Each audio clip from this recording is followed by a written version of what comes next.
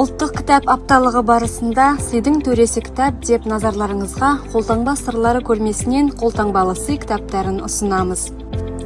Жезқазған қаласының орталықтандырылған кітапханасында өлкемізге танымал ақын жазушыларымыздың қолтаңбалы сый кітаптары бар.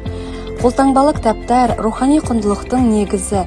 Әр қолтаңба автор мен оқырман арасындағы ерекше байланыс, жылы лебіз, жүректен шыққан тілектер. Мұндай кітаптар жай ғана басылым емес, естелікке толы құнды сый.